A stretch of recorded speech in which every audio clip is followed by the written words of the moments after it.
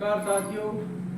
अब तक हमने जो है फर्स्ट ग्रेड और सेकंड ग्रेड के लिए जो मैथ स्टार्ट की थी वेक्टर बुक, उसमें हमने जो है ग्रेडियंट पढ़ लिया है, उसके बाद में डाइवर्जेंस पढ़ लिया है और कर्ल भी पढ़ लिया है और लाप्लासियन ऑपरेटर भी पढ़ लिया है। आज हम पढ़ेंगे उससे आगे चौथा टॉपिक जो हमारे पास है गॉस थ्योरम, जिसे गॉस डाइवर्जेंस थ्योरम भी कहते हैं, यानी कि डाइवर्जेंस पे आधारित थ्योरम है, इसलिए इसको गॉस डाइवर्जेंस थ्योरम भी कहते हैं। और ये कहती क्या है थ्योरम? इस थ्योरम के अनुसार जो है ये कहती है कि पृष्ठ समाकलन का आयतन समाकलन में समायोजन किया जा सकता है, या जस्ट अपोजिट, यानी कि आयतन समाकलन का पृष्ठ समाकलन में भी समायोजन किया जा सकता है। अब ये कैसे किया जा सकता है, इस थ्योरी को अगर हम गणितीय रूप देखें तो गणितीय रूप में इसमें क्या क्या चाहिएगा आपको? एक एफ वेक्टर सतत अवकलनीय सदिश चाहिएगा। देखो सबसे इम्पोर्टेंट जरूरी है एफ वेक्टर के क्या होना चाहिए? सतत और अवकलनीय सदिश। जो बिंदु फलन एक क्षेत्र में होना चाहिए, एस पृष्ठ जिसे कहते हैं, उसमें इस पृष्ठ में हो ये सदिश, साथ ही साथ एक बंद पृष्ठ आयतन बी से भी घिरा हुआ हो, क्योंकि इसमें क्या लिखा है? पृष्ठ समाकलन और आयतन समाकलन दोनों होना चाहिए। तो इससे जो ये इसका गणितीय रूप जो फॉर्मूला है ये इसमें ये बनता है कि पृष्ठ समाकलन यानी इसका जो क्षेत्रफल है पृष्ठ क्षेत्रफल वो F vector dot n cap d s, इसको हम बदल सकते हैं आयतन वाले में। अब वो आयतन में बदलने के लिए इसका क्या करना पड़ता है? डाइवर्जेंस ऑफ एफ वेक्टर और बी के सापेक्ष समाकलन। तो पृष्ठ समाकलन को आयतन समाकलन में और आयतन को पृष्ठ में बदला जा सकता है। यानी अगर आपको पृष्ठ समाकलन दे दिया जाए तो आयतन समाकलन ज्ञात किया जा सकता है, और आयतन समाकलन दे दिया जाए तो पृष्ठ समाकलन ज्ञात किया जा सकता है। तो इससे संबंधित जो है आप ट्यूशन करेंगे हम इसमें आगे। तो गॉस थ्योरम जो हमने अभी पढ़ा था उसका कार्तीय रूप भी होता है। कार्तीय रूप में क्या होता है कि जो पृष्ठ समाकलन होता है वहां पे f1 divide dz plus f2 dx dz plus f3 dx dy का बराबर ट्रिपल इंटीग्रेशन del f1 बटा del x, यानी कि f1 का x के सापेक्ष समाकलन जो कि डाइवर्जेंस में हमने बताया था कि ऐसे होता है। f1 का x के सापेक्ष होगा, f2 का y के सापेक्ष और f3 का z के सापेक्ष, और जो dv था उसको लिख दिया हमने dx dy dz। ये हो गया इसका कार्तीय रूप। कभी कभी कार्तीय रूप भी पूछ सकता है क्वेश्चन। अब इससे संबंधित क्वेश्चन जो हमें पूछ रहा है वो है, देखो पता कैसे चलेगा कि हमें गॉस थ्योरम लगाना है। इसमें गॉस थ्योरम लगाने के लिए इसमें आपको जो रूप के उसका जो एक तो डॉट एन के डीएस वाला और एक डाइवर्जेंस ऑफ डीवी वाला, इससे पता चलेगा कि ये किसका पूछना जा रहा है। तो यहाँ पे एस भी दे रखा है, देखो ये रहा एस, तो साथ साथ डॉट एन के डीएस भी दे रखा है। तो जो इससे पहले वाला जो ये होगा वो एक एफ वेक्टर हो जाएगा। तो सॉल्यूशन में हम देखो क्या गया है, इसमें एफ वेक्टर क्या हो गया? एफ वेक्टर का जो मान हो गया हमारे पास ये हो गया ax i k plus by j k plus c z k k, ये तो हो गया ये। साथ ही साथ s एक गोला है x square plus y square plus z square बराबर 1 का पृष्ठ। तो पृष्ठ भी दे दिया हमने कि एक गोले का पृष्ठ है जिसका सूत्र हमने देखो यहाँ पे दे रखा है ये x square plus y square plus z square. इसमें जैसे हम देखते हैं तो यहाँ पे जो है इसके लिए जो त्रिज्या क्या होगी वो होगी 1, r का मान क्या हो गया? 1 हो गया इसमें, क्योंकि गोले का सूत्र जो हम देखते हैं उसमें ये होता है x square plus y square plus z square बराबर r स्क्वायर। तो यहाँ पे r स्क्वायर 1 का स्क्वायर 1 होगा, इसलिए क्या हो गया? r का मान 1 हो गया। अब हमें पूछा है इसका मान क्या होगा, तो इसका मान निकालने के लिए आपको यूज करना पड़ेगा गॉस थ्योरम का जो आयतनीय समाकलन है वो वाला रूप। तो यहाँ से हम वो लिखेंगे कि चूंकि गॉस थ्योरम से क्या होता है? गॉस थ्योरम से जो ये है समाकलन of S F vector dot n के डीएस बराबर होता है आयतनीय समाकलन divergence of F vector d. यहाँ पे जो है इसकी जगह हम ये लिख सकते हैं कि यहाँ पे क्वेश्चन से हम लिख रहे हैं यहाँ पे समाकलन of b divergence of F vector d, यानी कि एफ जो है एफ वेक्टर जो है इसका हमें क्या निकालना है? डाइवर्जेंस निकालना है। और डाइवर्जेंस यानी कि एफ वेक्टर ये रहा एक्स आई कैप का जो होगा अवकलन उसके गुणांक का अवकलन एक्स के सापेक्ष होगा, तो ए एक्स है, ए एक्स का अवकलन एक्स के सापेक्ष क्या होगा? ए, ये हो गया A plus D Y J cap का वाई के सापेक्ष, तो यहाँ पे वाई जो है एक हो जाएगा और डी ऐसे कैसे रह जाएगा बी प्लस, और सी जेड का जेड के सापेक्ष हो जाएगा सी। ये हो गया इसका क्या, डाइवर्जेंस ऑफ एफ वेक्टर। फिर है डीवी, ये डीवी। देखो यहाँ पे क्या है, a plus b plus c constant पद है, तो समाकलन से बाहर आ जाएगा, a plus b plus c, ये बाहर आ गया, और समाकलन में क्या बच गया, डी बी। यहाँ पे दे रखा है समाकलन ऑफ डी बी, जिसका मान क्या होता है, b हो जाएगा, तो a plus b plus c b. अब हम जानते हैं बी आयतन, गोले का आयतन का सूत्र क्या होता है, गोले का आयतन का सूत्र हम 10वीं में पढ़ते हैं, 12वीं में पढ़ते हैं, v बराबर क्या होगा गोले के लिए 4/3 pi r cube, 4/3 pi r cube. यहाँ पे देखो r का मान क्या है गोले के लिए, इसमें दे रखा है 1, तो r बराबर 1 रख सकते हैं, इसमें v बराबर क्या हो जाएगा 4/3 पाई, क्योंकि r क्यूब 1 का क्यूब 1 होगा, तो यहाँ पे जो है हम 4/3 पाई रख सकते हैं, तो a प्लस b प्लस सी 4/3 पाई, उसका फाइनल आंसर क्या आ जाएगा, ये आ जाएगा। यानी कि जो ये पूछा है आपको, उसका लास्ट में आंसर रहेगा ये रहेगा। इसमें मेन चीज क्या है, कि डीवी क्या हो गया v, और v गोले के लिए ये आयतन होता है। कभी कभी आपको इसमें जो है लिमिट देंगे, तो लिमिट देने के बाद में आपको यहाँ पे जो है डायरेक्ट नहीं करके ट्रिपल समाकलन करना पड़ेगा, कार्तीय दिशांकड़ा को यूज करना पड़ेगा। तो आगे वाला क्वेश्चन करते हैं।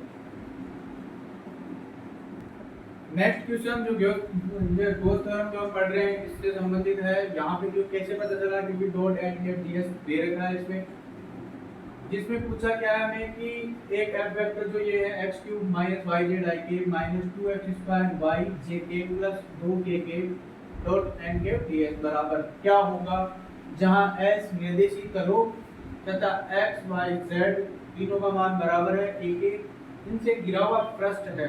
अब इनसे घिरा हुआ पृष्ठ है जो कि आपको कैसे पता चलेगा, इसमें क्या है कि लिमिट दे रखी है, देखो यहाँ पे निर्देशित तल और x बराबर y बराबर z, जिसका मान क्या है a, यानी कि आप निर्देशित तल यानी कि तीनों जो है ये होता है निर्देशित तल, इसमें क्या होगा कि x y और z तल होते हैं, उसमें आपको दे रखा है x y और z तीनों का मान क्या है बराबर, यानी कि यहाँ पे जो है हमारे पास ये हो गया और इसमें ये हो गया, एक तरह से क्या बनता है, यहाँ पे घन बनता है, घन प्राप्त होता है, घन की आकृति प्राप्त होती है, जिसमें ये जो बिंदु होगी जेड की तरफ 0 0 a, ये जेड होगा, इसी प्रकार यहाँ पे x में a 0 0 होगा और ये 0 a 0 होगा, यानी कि एक तरह से तीनों अक्षेश में हमें लिमिट प्राप्त होती है।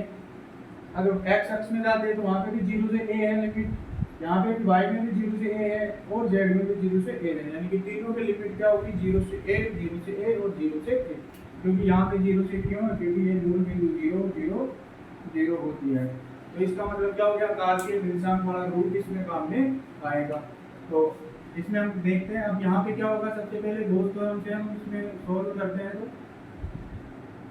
गॉस थ्योरम से आ रहा है, इसमें क्या होगा देखो कि जो ये है डॉट एंड के डी एस वाला रूप, वो किसमें बदलेगा, एफ वेक्टर डॉट एंड के डी एस जो है वो बदल रहा है बी के रूप में, यहाँ पे divergence of F vector d V, तो डायरेक्ट ये यूज करेंगे हम इसकी जगह, एफ वेक्टर का मान ये है, तो डाइवर्जेंस एफ वेक्टर निकालते हैं तो उसमें आई के का जो है गुणांक उसका अवकलन करते हैं एक्स के सापेक्ष आंशिक अवकलन, यहाँ पे जब इसका एक्स के सापेक्ष आंशिक अवकलन करेंगे तो क्या प्राप्त होगा हमें, इसमें जो है हमें प्राप्त होगा एक्स क्यूब का अवकलन तो क्या होगा 3x² और माइनस वाई जेड का क्या हो गया 0, तो 3x² बच गया। फिर है हमारे पास आई, ये आई के बाद में जे के, इसका y के सापेक्ष अवकलन करना है, तो 2x² माइनस के 2x² है, तो y का अवकलन 1 हो गया और माइनस के 2x² इसमें बच गए, और लास्ट वाला जो है 2k है कांस्टेंट पद है, और जेड के सापेक्ष जब इसका अवकलन करते हैं तो क्या होगा 0, तो ये तरह से 0। और इसके तीनों के लिए मैंने कहा था कार्तीय रूप यूज करेंगे, तो dv का मान क्या है dx dy dz, तो dx dy dz लिख देंगे नेक्स्ट पद में, जब हम तो क्या बदलेंगे ट्रिपल समाकलन में बदलेंगे, तो ये क्या हो गया यहाँ पे 3x² माइनस 2x² x² बच गया, और ये जो है इसको हम कार्तीय दिशांक में बदलेंगे, और क्योंकि लिमिट हमारे पास इसमें प्राप्त हुई है, तो एक बार समाकलन, दो बार समाकलन, तीन बार समाकलन करेंगे, और तीनों के लिए लिमिट मैंने यहाँ पे निकाली है कि x जो x है वो कहाँ से कहाँ जा रहा है, x बराबर 0 से x बराबर a तक, y भी y बराबर 0 से y बराबर 1 पर, और जेड भी जेड बराबर 0 से जेड बराबर 1 तक। तो ये लिमिट्स होगी यहाँ पे 0 से a, 0 से a और 0 से a होगी। और ये है एक्स स्क्वायर और इधर जो हो जाएगा हमारे पास dx dy और dz। ट्रिपल समाकलन में सबसे पहले जो इधर होता है उस पद का जो है हम समाकलन करते हैं। इसकी जो लिमिट होती है इधर होती है, सबसे पहले ये है तो सबसे पहली लिमिट इसकी होगी, फिर dy की लिमिट दूसरे नंबर की, dx की लिमिट ये होगी। तो सबसे पहले z के सापेक्ष समाकलन होगा और z के सापेक्ष समाकलन करेंगे तो यहाँ पे x स्क्वायर है, z का कोई पद नहीं है यानी कि 1 गुना है तो उसका समाकलन z हो जाएगा। तो समाकलन करते हैं तो क्या बचता है, यहाँ पे डबल समाकलन बच जाता है ये। और जो z के सापेक्ष समाकलन हो गया तो उसकी लिमिट लग जाएगी, x स्क्वायर का समाकलन हो गया z के सापेक्ष x स्क्वायर z और लिमिट यूज करेंगे 0 to a। 0 से a तक की जब इसकी लिमिट रखते हैं इसमें तो क्या प्राप्त होता है, 0 से a और 0 से a ये है और इनके जब a रखते हैं तो a x स्क्वायर हो गया और माइनस z 0 रखेंगे तो पूरा पद 0 हो जाएगा, ये 0 हो गया यानी कि लिमिट रखने पर क्या आ गया a x स्क्वायर। सेकंड जब हम दोबारा इसका जो है ये dx dy बच जाएगा, यहाँ पे dx dy क्योंकि y z के सापेक्ष समाकलन हो चुका है। अब ax स्क्वायर बचेगा वहाँ पे क्योंकि 0 तो हट चुका है, 0 का कोई वैल्यू नहीं घटाएंगे तो। और y के सापेक्ष समाकलन करेंगे, y के सापेक्ष समाकलन करते हैं इसमें तो ax स्क्वायर है, कोई पद नहीं है, इसका मतलब क्या हो गया, y के सापेक्ष समाकलन करेंगे तो भी ax स्क्वायर y आएगा। तो 0 से a x वाली लिमिट रख दी, अब क्योंकि y वाले का समाकलन हो जाएगा तो क्या हो गया, ax स्क्वायर का समाकलन ax स्क्वायर गुणा y और इसकी लिमिट क्या थी 0 से a और बचा हुआ पार्ट रह गया dx। अब dx यहाँ पे देखो 0 से a लिमिट लगाएंगे तो क्या बच रहा है, 0 से a ये ऐसे वैसे आ गया और यहाँ पे y के सापेक्ष a का मान y, तो y की जगह a आएगा और 0 आएगा तो y की जगह a आएगा तो यहाँ पे क्या हो जाएगा a गुणा a स्क्वायर x स्क्वायर हो गया और माइनस 0 हो गया। और अब dx के सापेक्ष समाकलन करना है और dx के सापेक्ष समाकलन करेंगे तो क्योंकि x का पद है x स्क्वायर, इसका समाकलन क्या हो जाएगा x स्क्वायर का x क्यूब बटा 3। तो यहाँ पे जो लास्ट पद बचेगा इसकी लिमिट लगेगी और ये हो गया a स्क्वायर और x स्क्वायर का समाकलन x क्यूब बटा 3, 0 से a लिमिट। अब 0 से a लिमिट में जब x क्यूब की जगह हम a रखेंगे तो a क्यूब हो जाएगा और a स्क्वायर पहले से है तो क्या हो गया फाइनल a 5 बटा 3। तो क्योंकि बाद में 0 रखेंगे और 0 रखेंगे तो पूरा पद 0 हो जाएगा तो लास्ट में उत्तर बचेगा हमारे लिए वो a की घात 5 बटा 3 बचेगा, क्योंकि इसका क्या आ गया फाइनल आंसर आ गया। तो जब लिमिट दे रखी हो तो हमें कार्टेशियन यानी कि ट्रिपल समाकलन वाला रूप सामने लेना है। नेक्स्ट करते हैं तो दोस्तों, अब है सेट इसके नेक्स्ट क्वेश्चन है हमारे पास जिसमें दे रखा है, देखो इस प्रकार से पूछ सकते हैं हमें, जिसमें आपको एक f वेक्टर देगा और फिर बोलेगा कि f dot n cap ds का मान क्या होगा। जहां देखो s के द्वारा गिरा है तो क्या दे दिया इसने v दे दिया, यानी कि dv का जब समाकलन करते हैं जो v आता है वही दे दिया इसने, v का मान नहीं दिया, हमें v का मान नहीं रखना है, केवल v के रूप में देखना है क्योंकि ऑप्शन में देख रहे हो आप, ऑप्शन में भी v के रूप में है। तो कुल मिलाकर आपको यहाँ पर दोस्त थ्योरम जो है यूज करनी है और डायरेक्ट इसमें आंसर निकालना है। तो दोस्त थ्योरम से हमें दिख रहा है इसमें कि क्या होगा, फलन x i के प्लस 2y के 2j के प्लस 3z के है तो इसका क्या करेंगे हम direct divergence of f vector निकालेंगे। तो वो क्या होगा, x i कैप है तो a का अवकलन हो गया x के सापेक्ष प्लस 2yj कैप है y के सापेक्ष, इसका क्या हो जाएगा 2 प्लस z के सापेक्ष 3z का क्या हो गया 3, तो टोटल मान क्या हो गया 1 2 और 3 6 हो गया। इसका मतलब डाइवर्जेंस ऑफ f वेक्टर क्या आ गया 6। और हम जानते हैं कि दोस्त थ्योरम से s f डॉट n के ds जो है वो हम लिख सकते हैं आइटम के रूप में divergence of f vector dv। तो यहाँ पे डाइवर्जेंस ऑफ वेक्टर का मान क्या आ गया 6, रख देंगे यहाँ पे तो 6 आ गया, समाकलन ऑफ dv 6 कांस्टेंट है बाहर आ जाएगा, समाकलन ऑफ v dv। और इसने खुद में दिया है यहाँ पे कि दिया हुआ आइटम क्या है dv बराबर v है, v रख देंगे इसमें तो क्या आ गया 6v, जो कि हमारे इस ऑप्शन डी में दे रखा है। तो इसका मतलब क्या हो गया, इसका आंसर 6v हो गया। अब हम नेक्स्ट करते हैं। तो अब ये नेक्स्ट क्वेश्चन इसमें आपको अलग तरीके से यानी कार्तीय निर्देशांक रूप बड़ा पर्सन देकर के अब इसमें कैसे पता चलेगा कि दोस्त थ्योरम में हालांकि यहाँ पे कुछ नहीं कहा है दोस्त प्रमेय से, लेकिन यहाँ पे देखिए ये वाला जो कार्तीय रूप में लिख पाएगा वो वाली फॉर्म है dy dz है, dx dz है, dy dx dy है। तो ये क्या था, f1 था, ये f2 था, ये f3 था। यानी कि f वेक्टर अगर हम इसमें निकाले तो f वेक्टर क्या प्राप्त होगा हमें, f वेक्टर जो होता है f1 ik plus f2 jk plus f3 kk। तो यहाँ पे f1 क्या हो गया, देखो यहाँ से देख रहे हैं हम, x हो गया, f2 हो गया y और f3 हो गया z। अब गोस थ्योरम लगानी है, साथ साथ s गोला जो दे रखा है वो पृष्ठ वो दे रखा है x square plus y square plus z square बराबर a स्क्वायर। यानी कि त्रिज्या का मान जो है यहाँ पे a हो जाएगा। r बराबर क्या हो गया, यहाँ पे अगर देखते हैं तो r बराबर हो गया हमारे पास a। तो अब गोस थ्योरम यूज करते हैं इसमें और सोल्व करते हैं। डबल इंटीग्रेटर s जो है ये x dy dz वाला, x dy dz plus y dx dz plus z dx dy बराबर क्या होगा, समाकलन ऑफ v और इसमें है हमारे पास डेल f1 को del x minus plus del f2 बटा del y plus del f3 बटा डेल z और ये डी v।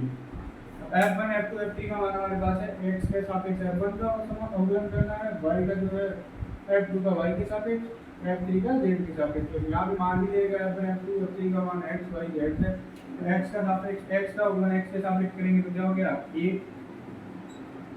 प्लस इसका इसमें भी 1 हो गया प्लस z का z के सापेक्ष 1 हो गया, ये हो गया 1 प्लस 1 प्लस 1 और ये है dv। तो ये 3 हो गया, 3 कांस्टेंट है बाहर आ जाएगा, 3 कांस्टेंट बाहर आ गया, समाकलन और dv बच गया। अब यहाँ पे गोला है और गोले के लिए आयतन का सूत्र क्या था, अभी मैंने बताया था कि आयतन जो है गोले के लिए होता है pi by 4/3 pi r cube. r का मान a है तो r की जगह a रख देंगे तो बाई k से कैसे आ जाएगा, तो 3 गुणा ये हो गया 4/3 पाई a क्यूब। अब यहाँ पे जो 3 से 3 कट गया तो फाइनल आंसर क्या बच गया हमारे पास, 4 पाई a क्यूब। इसका आंसर क्या हो गया, 4 पाई a क्यूब। अब हमने अब तक क्या क्या पढ़ा है, एक बार जल्दी से मैं आपको रिवीजन करा देता हूँ। इसमें जो r वाली फॉर्म वाले जो सूत्र थे चारों के, इसमें मैंने कहा था सबसे पहले ग्रेडियंट था, ग्रेडियंट r की पावर n, इसका मान क्या होता है, तो इसका मान हमने बताया था कि जो होगा वो n r की power n minus 2 r vector होगा। साथ साथ अगर डाइवर्जेंस रहेगा तो r की पावर n r वेक्टर, तो इसका मान होगा n प्लस 3 r की पावर n। और अगर इसी की जगह क्या आ जाए, लाप्लासियन आ जाए डेल स्क्वायर r की पावर n, तो इसका मान था n प्लस 1 और r की पावर n माइनस 2। और कल की पढ़ाया था हमने जो कर्ल था, कर्ल यानी क्रॉस प्रोडक्ट, इसके लिए यहाँ पे r n रहे, r की पावर n वाला रहे, चाहे f r यानी r का फलन रहे, बाद में r वेक्टर होना चाहिए। अगर ये है तो इसका मान क्या था 0। ये इसमें क्या हो गया हमारे पास, शॉर्ट एंड स्वीट रिवीजन हो गया। जब भी आप पढ़ो बार बार इन चीज़ों को याद करते रहो, लिखते रहो, अपने आप ही याद हो जाएगी, क्योंकि बहुत काम की चीज़ है ये सूत्र। तो गोस थ्योरम हो गई। अब हमारे पास इसमें बचा क्या है, ग्रीन प्रमेय है, उसके बाद में स्टोक्स प्रमेय और फिर वो जो 9 80 का है वो है, 3 टॉपिक और बचे हैं। आज के लिए इस क्लास में इतना ही। मेरे द्वारा दी गई जानकारी अगर आपको अच्छी लग रही है तो हमारे वीडियो को लाइक करना, साथ ही साथ अपने दोस्तों के पास शेयर करना और हमारे चैनल को सब्सक्राइब जरूर करना। धन्यवाद।